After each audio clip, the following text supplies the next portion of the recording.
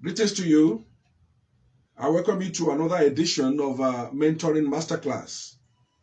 Today, I want to look at 10 secrets of life fathers must share with their sons. The secret of life that each father should share with his son. As an intro to this topic that I'm speaking on today, I'd like to ask you fathers a few questions. Is your father alive or long gone? Are you proud of him? What are your memories of him? Will you say your father trained you properly well? What are the things you remember of him? What are the important things you can say about your dad? Now, the flip side of this question. Are you a father today? Are you replicating in your children what your father did in your life? What do you think your children would say about you, just as you are saying about your father today? If you think your father failed, are you failing in your fatherhood of your children? Just as you deliver a verdict on your dad, your children will someday deliver their own verdict on you. They will say, my dad was a great man, a great mentor, a worthy example, or they will just keep quiet in absolute disdain and verdict of guilt. My father failed. That's what they mean. He never mentored us. He told me nothing about life. I faced life myself. I discovered the truth of life myself. We approach life on trial and error. May your children not say this about you. Today, many of us chastise these children, this young generation, for knowing nothing, for being after money.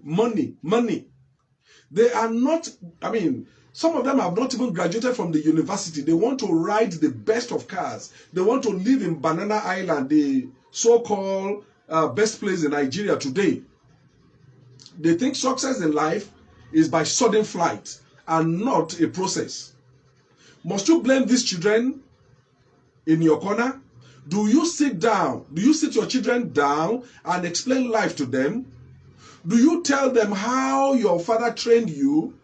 Do you tell them the virtues of honesty, hard work? Do you tell them the secrets you have discovered in life? These children are not guilty.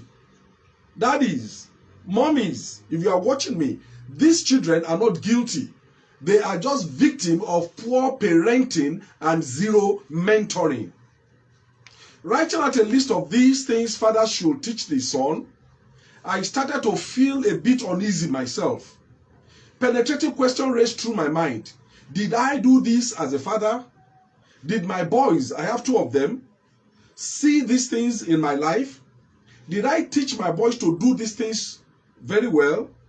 Well, I can say with great certainty to all these questions, yes, no, and sometimes.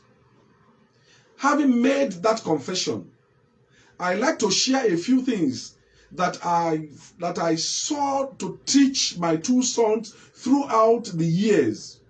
Here are about 10 or 11 things I believe you must teach your son or your sons. Please, pick your pen right now. I'm waiting for you. Pick your pen and make some jottings, so that in your spare time you'll be able to sit your son or your children down and tell them these things.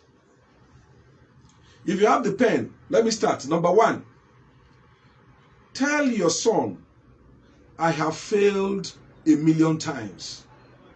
One of the reasons some of this new generation fail so quickly is that parents hide too much from them.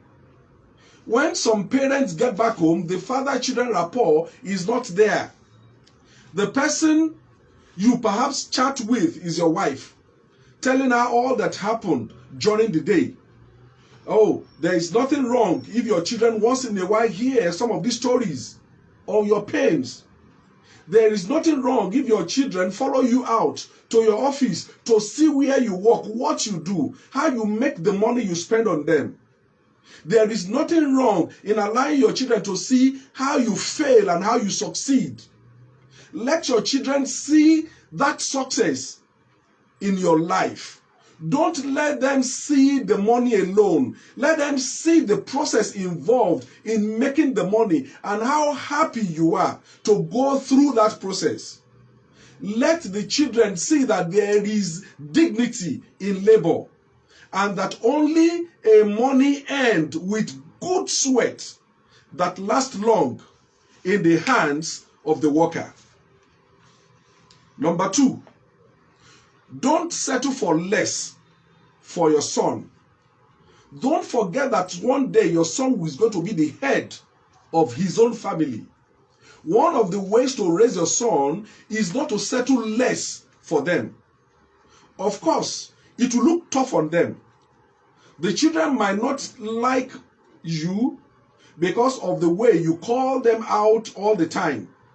But when they grow up someday, they will say, oh, my daddy did well for me. A little while ago, I was calling my son here, come and do this for me. And he's like, oh. I said, look, don't worry. Someday, you will appreciate what we are doing. Some people will narrate how our mothers will give us dirty slaps. Slap that come in various forms. We call them in Yoruba language. We call some of them, we say Ifoti, Abara, Iladi, Ifakun, the Yoruba people.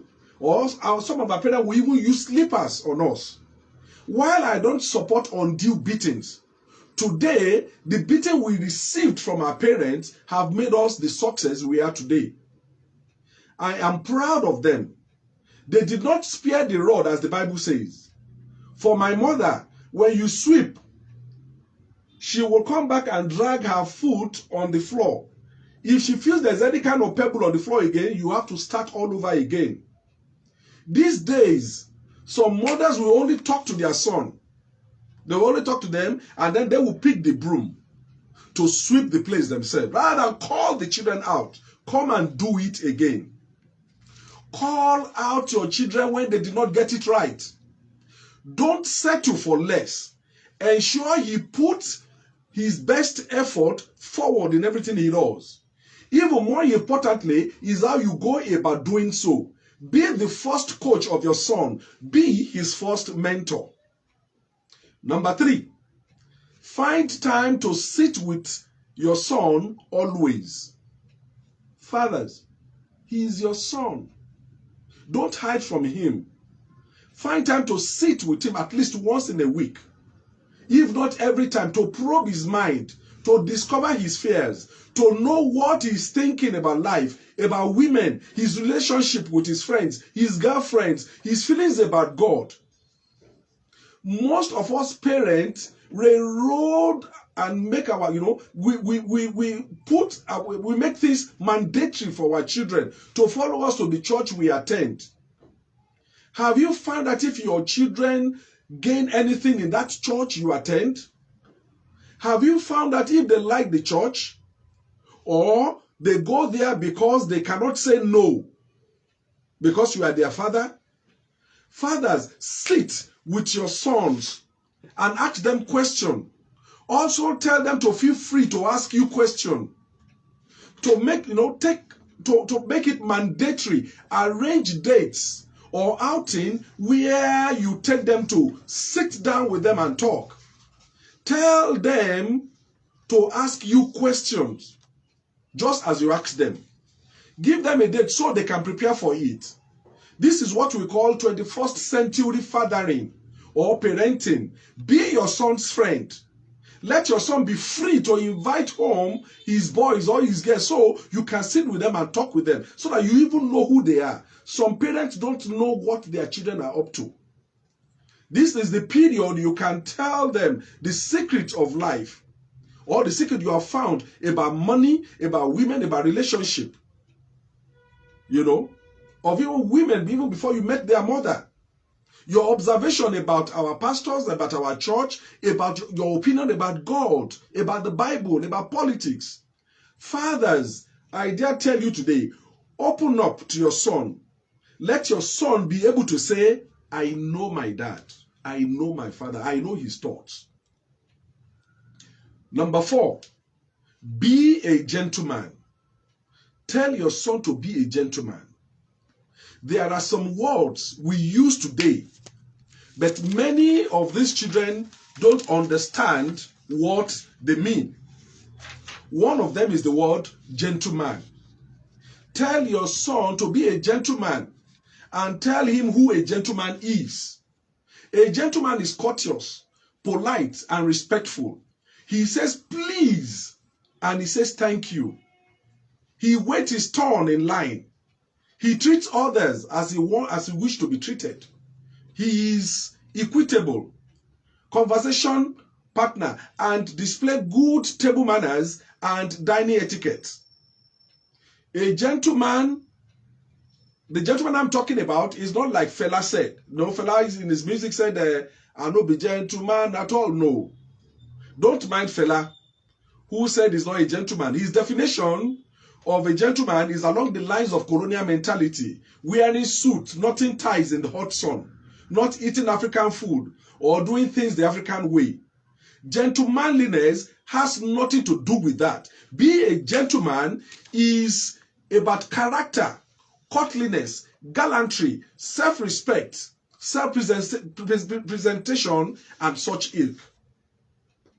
Number 5, discuss the reality of employment with your son.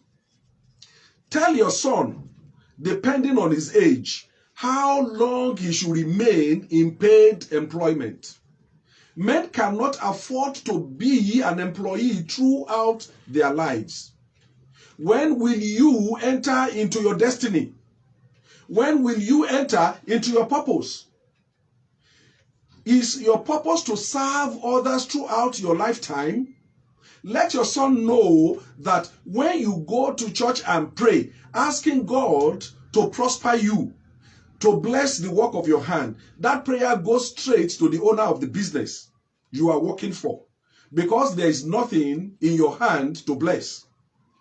It is better to pray to God to show you your purpose than praying for promotion in another man's office.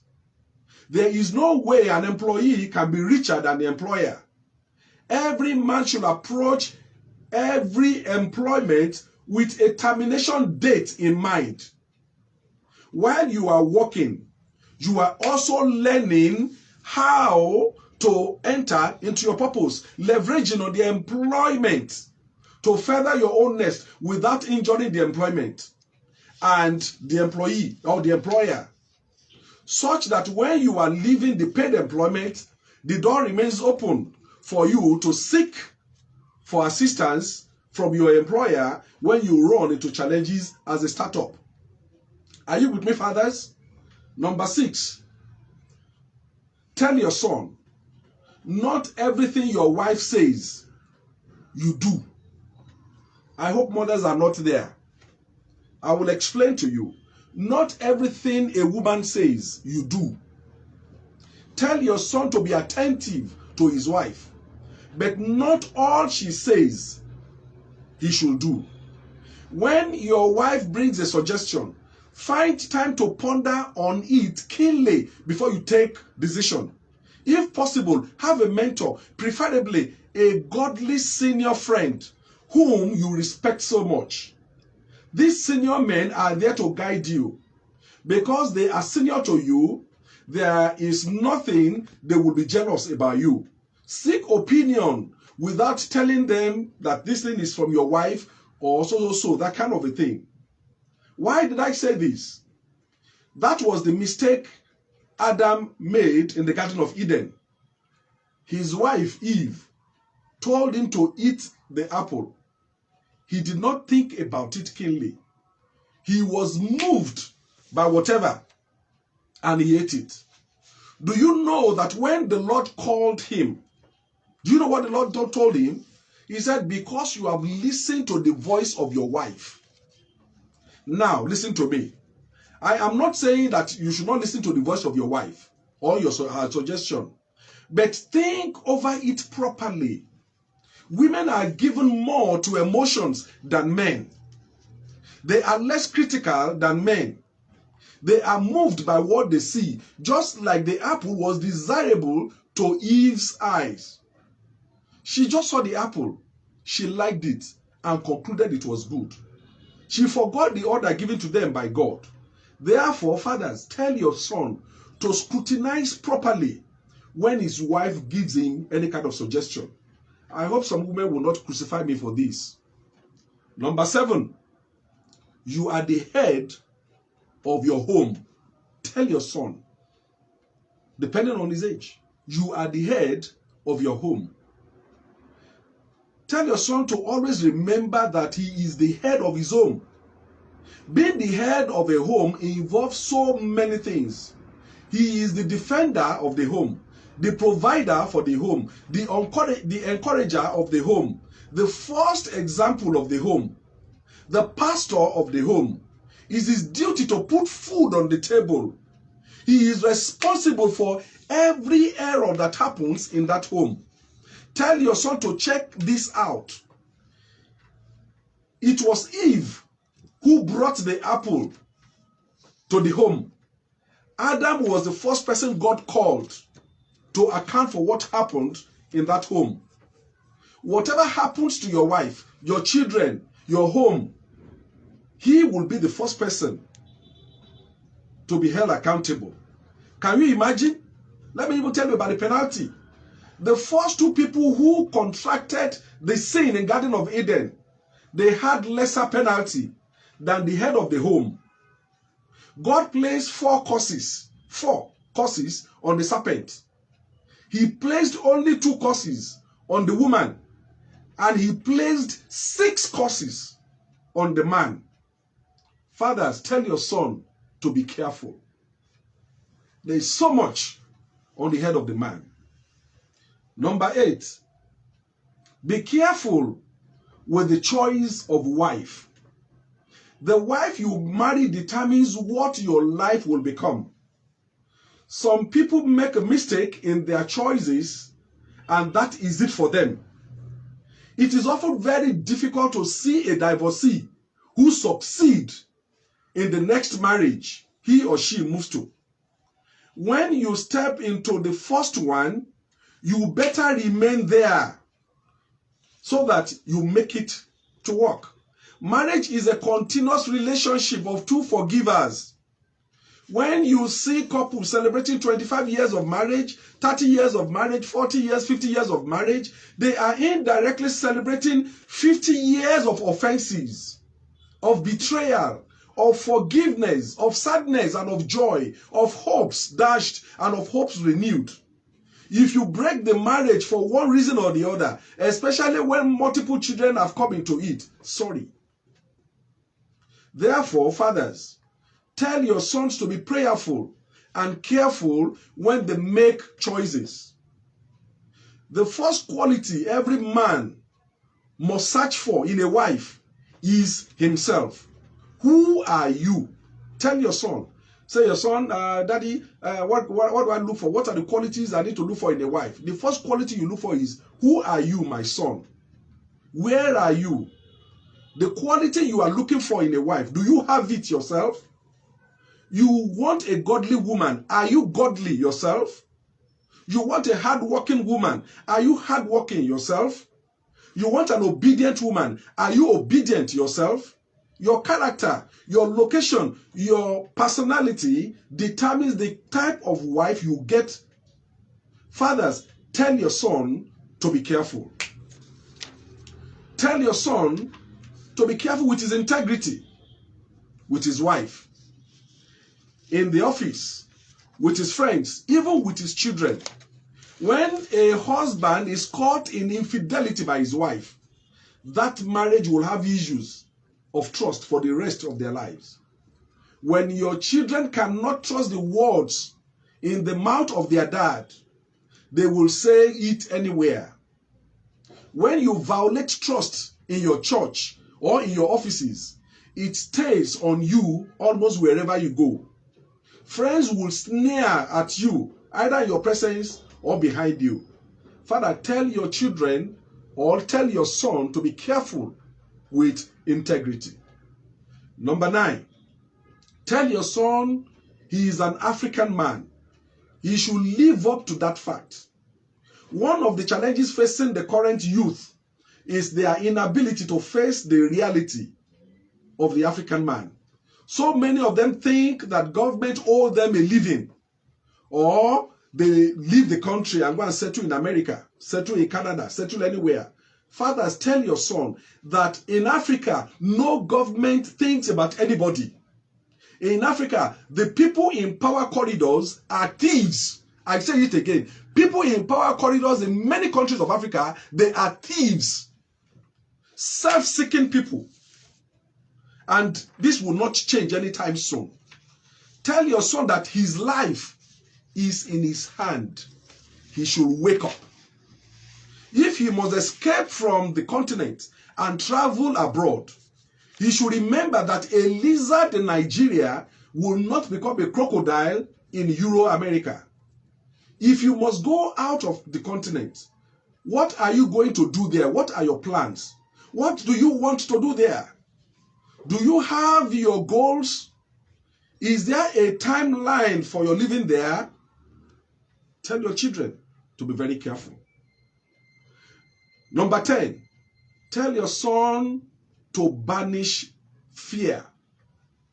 One of the challenges most children or most men have is the spirit of fear. God has not given us that spirit, but he has given us that spirit of power, of love, and a sound mind. Tell your children or tell your son that that thing your son is afraid of is also afraid of him. To put the spirit of fear in check, always put your sound mind to work. Don't be afraid of anything. The worst that can happen is failure, or someone will tell you no. No is not a death sentence. It is a feedback. Don't always be afraid to say no to people. Draw lines on all things you do. And let me just add one more to it. Fathers, endorse your son anywhere you are. God endorsed Jesus Christ twice in the Bible. At his baptism and on Mount of Transfiguration, God said, "This is my beloved son in whom I am well pleased." Twice he said so. Listen to him. If God did this to his son, why can't you do it for your son? Endorse your son, please. Your son is largely an extension of you. He is one of the reasons for which you have labored all your life. If you are sure of your son, take him anywhere you go to. Show him to your friends. Introduce him to your circle. Let people see him with you so he could start benefiting from the goodness of his father even while the father is alive. I take my son here and there. I introduce him to the people I know. If people talk about a business, depending on the age of your son, send him there. Let him go there and stand for you. That is mentoring. One of the problems we have in this part of the world is that we do not think of family wealth or generational company. In this part of the world, very few people or very few are indigenous companies that have survived for 50 years. Because many of us do not have the mentality of transgenerational businesses or wealth.